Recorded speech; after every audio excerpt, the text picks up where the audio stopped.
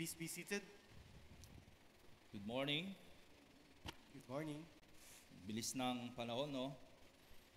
Today, we are already in the 20th week of ordinary time. At parang kailan lang, nagpaplano pa tayo para sa ating convocation. Pero 2 araw na nakaraan at tapos na ang ating convocation. I think most of us are still in the clouds because we were reminded of the unconditional love of God to His people. Iyan ang kabutihan ng ating Diyos. He sends different people, messengers, preachers to remind us of His good plan for us. Hindi siya titigil hanggat hindi talaga natin naiintindihan ang kanyang magandang plano para sa ating buhay. Para hindi tayo mapahamak, para magawa natin ang kanyang kalooban. Katulad nga ng ating narinig sa ating sa mga talata, sa ating unang pagbasa, sa pangalawang pagbasa, kung saan si Pablo ay sinabihan ng kanyang pamangkin tungkol sa narinig niyang planong pagpatay sa kanya, the plot against him, the plot to kill him. Pero dahil may nakapag-abiso kay Pablo, naunahan niya sa plano ang mga taong ayaw sa kanya. Gumawa siya ng paraan para makarating sa commander ang impormasyon. Dahil dito, hindi siya napahamak o napatay. Para sa akin, ang nangyari sa ating convocation ay isang paraan ng pag-aabiso ng Diyos sa kanyang mga tagasunod. Nakakuha tayo ng maraming impormasyon o binhi, katulad nga ng sinabi ni Father Roberto kahapon, na magagamit natin upang may pagpatuloy ang pagpapalawak ng kanyang kaharian. Kung gagawin natin ang ating mga parte, hindi mamamatay ang nasimulan nating mga gawain. Magtutuloy-tuloy pa ang mga ito. In our gospel today, the chief priests, the scribes, and the elders were questioning about Jesus' authority.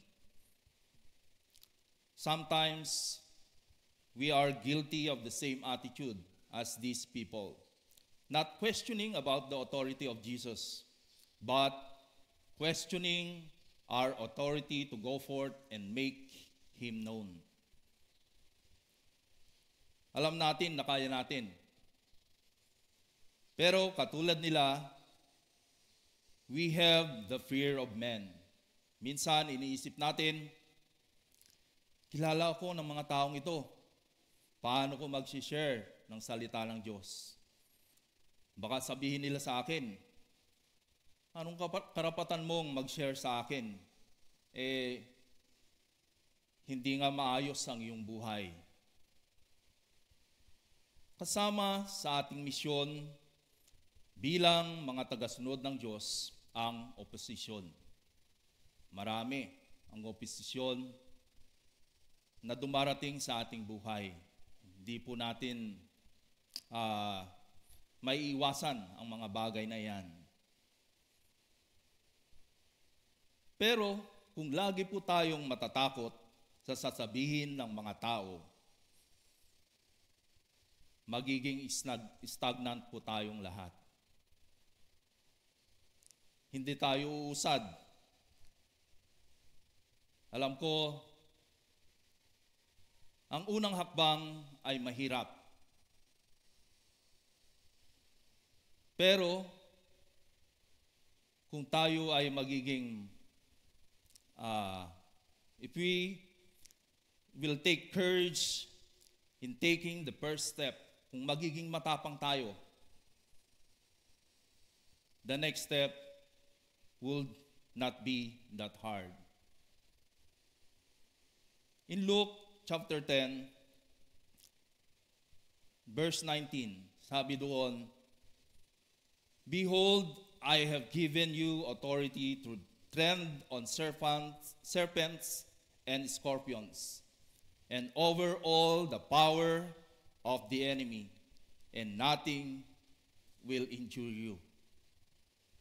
Napakaliwanag na sinasabi dito that we have the authority in Christ as believers. Not to think too highly of ourselves, which is pride, but we should not also think too lowly of ourselves. False humility naman. Kapag sinabi natin na wala sa atin ang authority ni Lord, insulto yon sa Kanya. The devil has been attacking many of us for too long. It's high time that we begin to exercise the God-given authority He has given us as believers. Hindi pa po tapos ang misa. Pero I will say this now. Let us go forth into the world, rejoicing in the power and authority given to us by God.